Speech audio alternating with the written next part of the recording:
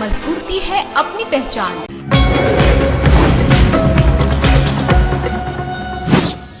बोकारो में मौसम का मिजाज अचानक बदल गया है।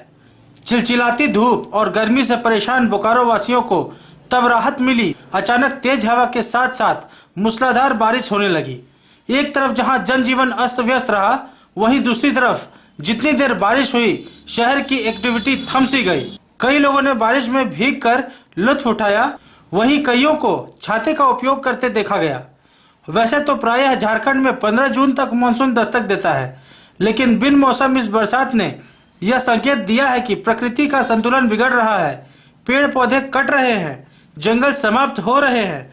कल कारखानों से निकलती जहरीली गैस और धुएं से प्रकृति अपना संतुलन बनाए रखने में असमर्थ हो रही है। अतः हमें अब चेतना होगा। हर व्यक्ति को कम से कम एक वृक्ष लगाना अपना दायित्व समझना पड़ेगा तथा अंधाधुंध जंगलों की कटाई पर अंकुश लगाना होगा। तभी हमारा तथा आने वाली पीढ़ी का जीवन सुरक्षित रह पाएगा।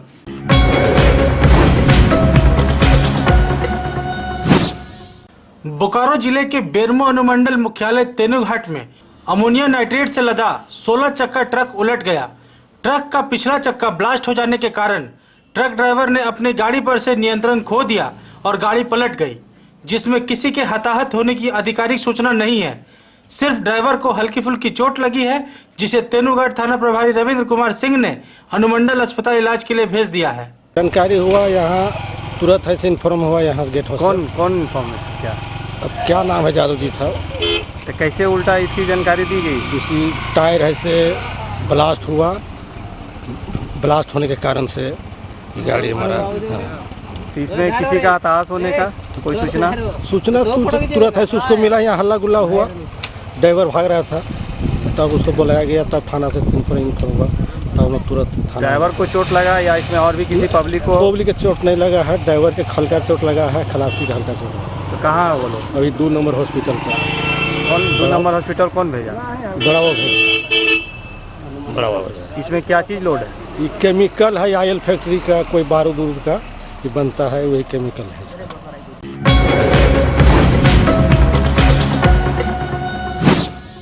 गोमिया विधानसभा अंतर्गत बेरमो मुख्यालय तेनुघाट में स्थित कस्तूरबा बालिका आवासीय विद्यालय में लंबे इंतजार के बाद बिजली पहुंच गई। चांपी की मुखिया सुशीला देवी, विद्यालय के अध्यक्ष श्रीराम हेम्ब्रम, सांसद प्रतिनिधि दीनानाथ चौबे के अथक प्रयास के कारण यह संभव हो सका है। आज 25 केवी ट्रांसफार्मर का उद्घाटन विद्यालय परिसर में किया गया। इस समस्या के निदान के बाद छात्राओं, शिक्षिकाओं तथा विद्यालय निगरानी कमेटी के लोगों में खुशी की लहर दौड़ गई है। दुर्भाग्य की बात है 2010 में से ही हम लोग विद्यालय में बिजली का प्रयास किए। यथा प्रयास वार्डन सब, शिक्षिका सब भी की। हम लोग ने एक दिन में एस्टीमेट बना के डीसी साहब को दिए और डीसी साहब के देने के बावजूद भी बिजली पर अमल नहीं किया गया। दूसरी बात है, किसी का जो परेशानी होता है तो परेशानी तो जरूर होता है, लेकिन अंत में जरूर मीठा फल मिलता है। मैं आज इस माध्यम से मैं बहुत अपने तरफ से, तेनुघाट के तरफ से, इस कस्तूरबा विद्यालय के प्रबंधन और बच्चियों और सारे उपस्थित हमारे भाइयों के तरफ से, नारायण जी भी मेरे साथ थे, उस रोज गए हुए थे, इनका भी बहुत सहयोग रहा है इसको संपादित करने में। तरफ से हम लोगों के ऊर्जा के प्रधान सचिव विमल कृति सिंह साहब को और SN वर्मा साहब बिजली बोर्ड के चेयरमैन को साधुवाद देते हैं, बधाई देते हैं, ताकि इस गरीब बच्चे जो इस कस्तूरबा विद्यालय में अवस्थित हैं, पढ़ते हैं, और चूंकि रेजिडेंशियल स्कूल है, उनके ऊपर सहानुभूति पूर्वक उन्होंने ध्यान दिया, उनकी कृपा दृष्टि हुई। इन दोनों के सौजन्य से आज ये ट्रांसफार्मर का मैंने उद्घाटन किया और बल्ब आज से जलना शुरू हो गया। बहुत ज्यादा खुशी है, हम लोग बता नहीं सकते कि हम लोग अंदर कितना खुशी है। मैंने अब तो आप लोगों की पढ़ाई में कोई प्रॉब्लम होनी नहीं सर, अभी कोई प्रॉब्लम नहीं।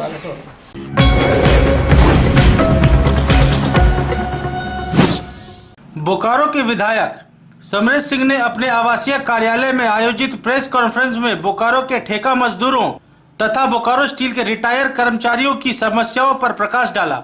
श्री सिंह ने कहा कि बोकारो शहर में +2 तक की पढ़ाई तो बहुत अच्छी है, लेकिन इंजीनियरिंग तथा मेडिकल आदि की पढ़ाई के लिए बच्चों को बाहर जाना पड़ता है। यह शर्म की बात है। उन्होंने इंजीनियरिंग तथा मेडिकल कॉलेज खोलने में हो रहे राजनीति की भी आलोचना की। ये तो बोकारो को मजदूर अब ठंडा पड़ गया है, उम्रदार हो गया, लगभग 90% लोग 50 प्लस हो गया उम्र, इसीलिए बर्दाश्त कर रहा है। के सभी नेताओं को यहाँ से खदेड़ देना चाहिए। आप लोग कौन खरीद के बोलिए भाई, अगर आप लोगों से नहीं होगा तो आप इससे बदल लीजिए। मजदूरों को नुकसान करने के लिए कोई तो मजदूर नेता नहीं बनता। भिलाई कितना भी उत्पादन करे या जो भी बढ़ाई करिए, आंदोलन की दृष्टि से भिलाई कभी भी अगुवाई नहीं किया।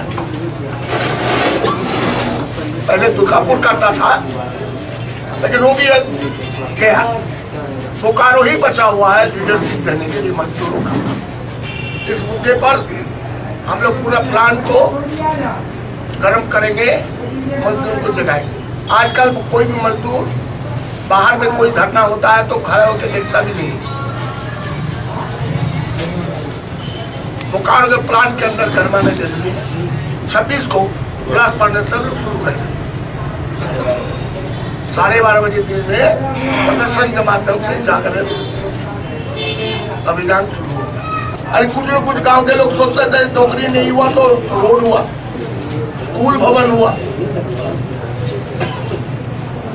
चापाकल हुआ, कहीं कहीं कुआं भी हुआ है, कहीं कहीं तालाब भी हुआ है।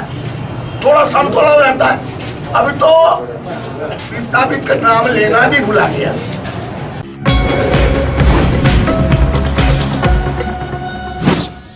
बोकारो शहर के ऋतुडी सोनाताड़ में श्री श्री सार्वजनिक दुर्गा पूजा समिति की ओर से दुर्गा मंदिर के प्रांगण में रामनवमी के अवसर पर 24 घंटे के अखंड हरि कीर्तन का आयोजन किया गया, जिसके आयोजक वाल्मीकि दुबे हैं। इस हरि कीर्तन में नवयुवकों ने बढ़ चढ़कर हिस्सा लिया, जिसमें मुख्य रूप से सतीश कुमार, मुकेश तिवारी, ललन दुबे, टिंकू आदि शामिल थे। कीर्तन हो रहा है हमारे समाज के बीच में, ऋतुडी दुर्गा मंदिर जो हमारे यहाँ कई वर्षों से हम लोग जो पूजा करते हैं, हमारे पीढ़ी दर पीढ़ी करते आ रहे हैं, जो हम लोग कर रहे हैं। ये कुछ जो हमारे यहाँ जो अखंड हो रहा है वो कुछ दिनों से बंद हो गया था होना, तो हमारे युवा पीढ़ी ने इसको बल दिया है कि हम लोग फिर से अखंड का तैयारी करके और हम लोग पूजा करें, अखंड करें। तो हमारे जो युवा पीढ़ी है हमारे समाज के, वो चढ़ बढ़ के हिस्सा लिए और जो अखंड हो रहा है हमारे युवा पीढ़ी की वजह से ही हो रहा है। कि आज अपने नगर में जो हम लोग हरि कीर्तन अखंड जो हरि कीर्तन हम लोग करवा रहे हैं नवयुवक मिलकर, आशा करते हैं कि आप लोग को आशीर्वाद हम लोग हर साल हरि इसी तरह करते रहे।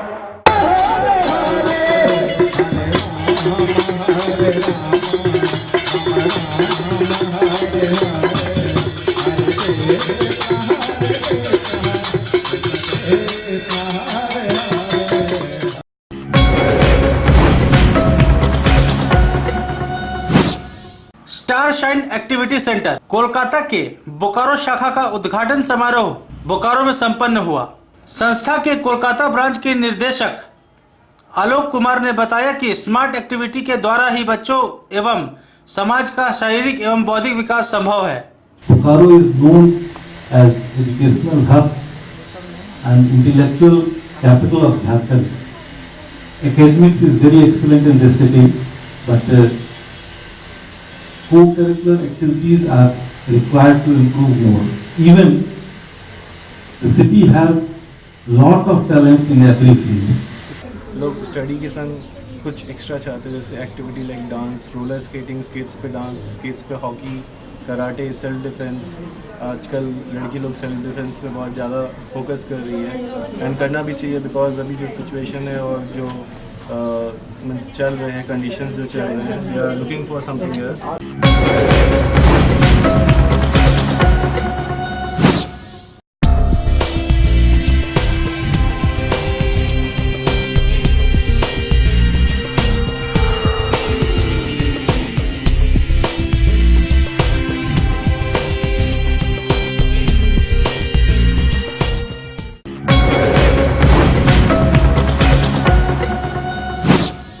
बोकारो स्टील प्लांट के chief law officer PS Dwivedi के सस्पेंड होने तथा 25 दिनों तक इलाहाबाद जेल में रहने का सनसनीखेज समाचार प्रकाश में आया है।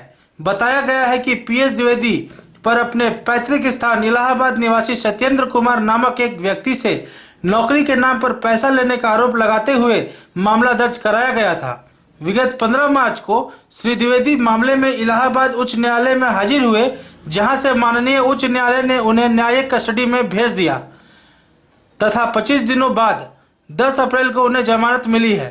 मामले की जानकारी मिलते ही बीटीवी न्यूज की टीम श्री द्विवेदी से मुलाकात के लिए गई। उन्होंने अपना पक्ष रखते हुए कहा कि उन्हें इस मामले में फंसाया गया है और कहा कि मैं लड़ूंगा जब तक न्याय नहीं मिलता। आइए देखते हैं कि अपनी सफाई में क्या कहते हैं बोकारो संयंत्र के chief law officer PS Dwivedi. 21 दिन रखा हुआ आपको लगभग, चार्जेस क्या थे? फर्जी SC/ST case, false SC/ST case, उसका मिसयूज जैसे चर्चा का विषय बना था कि कोई नौकरी वोकरी लगाने के नाम पर ये सब फर्जी केस का ग्राउंड है,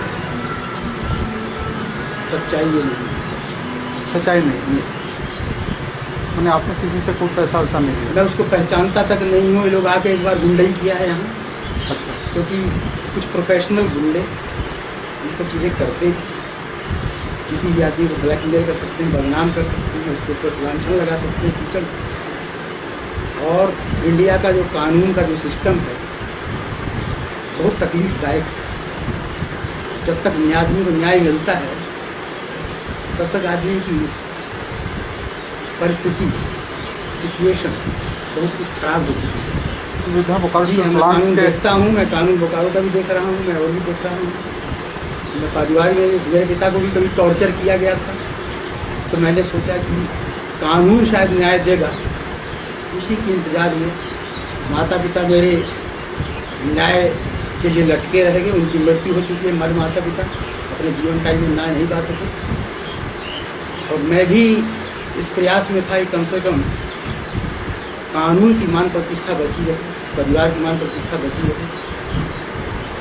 और कुछ परिस्थितियों में जब देखा गया कि मैं कानून के लिए लड़ रहा हूँ, लोगों ने उसका मिसयूज किया। SC/ST एक्ट एक पास हुआ है, उसी एलिगेशन में फर्जी केस किया गया है। जो एलिगेशन, ये काउंटर ब्लास्ट फर्जी केस, और इस मामले के लिए तह तक जाया जाएगा, क्योंकि जुडिशियल प्रोसेस में बहुत सी चीजें भी बतलाना उचित नहीं है। लेकिन इतना है, अब जागरूक पत्रकार हैं और निश्चित रूप से अगर उसकी तह में जाएंगे तो देखेंगे कि किस तरह से इसका दुरुपयोग किया जा रहा है। और न्यायालय भी पूरी बात को अभी जब गहराई में जाएंगे तो समझेंगे कि इसमें किस तरह का फर्जी आड़ा किया जा रहा है। जो प्रोसेस में टाइम लगे इसके बारे में तो मैं कोई कमेंट नहीं कर सकता हूँ अभी फिलहाल। आपके कार्यालय से ऑलरेडी आपका बोर्ड वगैरह सब हटा दिया गया है? हाँ, ठीक है। कोई राजेश जी हैं, उनको चार्ज दिया गया है? सही सही। अगर आरोप किसी भी लगाया सकता, आरोप प्रधानमंत्री लगा सकता, मुख्यमंत्री लग सकता, आरोप आप पर लगाया जा सकता है। अब आप निर्दोष भी हैं तो आपको सिद्ध करने में कि आप निर्दोष बहुत समय लग जाता है। यहीं पर न्यायिक प्रक्रिया के दुरुपयोग हो जाता है, जो वांछनीय नहीं।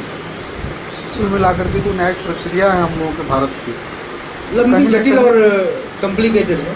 कहीं ना कहीं प्रश्न चिन्ह उसके इस पर लगता है कि कॉम्प्लिकेटेड है। आज की परिस्थितियों के हिसाब से, आज की सोसाइटी की रिक्वायरमेंट से न्याय में परिवर्तन आवश्यक है। मैंने बोकारो स्टील प्लांट के इतिहास में शायद यह पहला अवसर है जब कोई इतना बड़ा अधिकारी नौकरी के नाम पर ठगी के केस में, 420 के केस में पकड़ाया है। श्री द्विवेदी ने भारतीय संविधान और कानून पर भी सवालिया निशान लगाया है। उन्होंने कहा कि कानून हमारा इतना पेचीदा है कि न्याय मिलते मिलते आदमी मर जाता है। मेरे पिता के साथ भी ऐसा हुआ था और मेरे साथ भी ऐसा ही हो रहा है।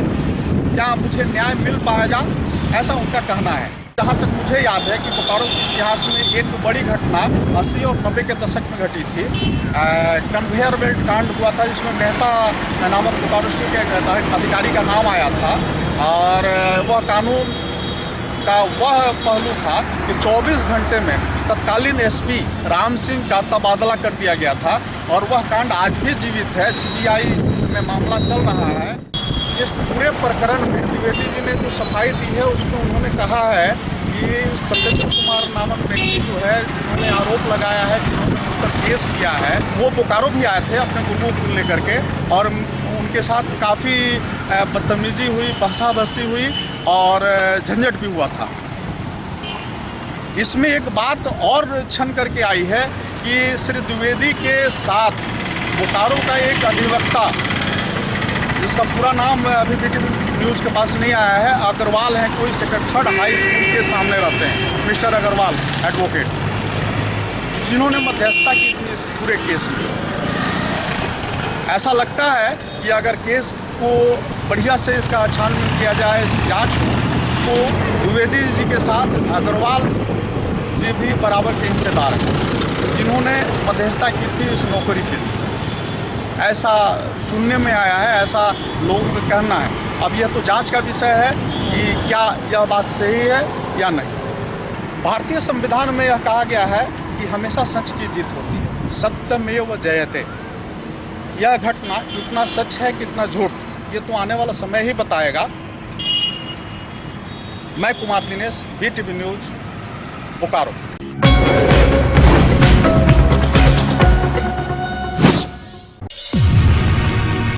श्री राम वाटिका, जो सच एंड फेयर, मजबूती है अपनी पहचान।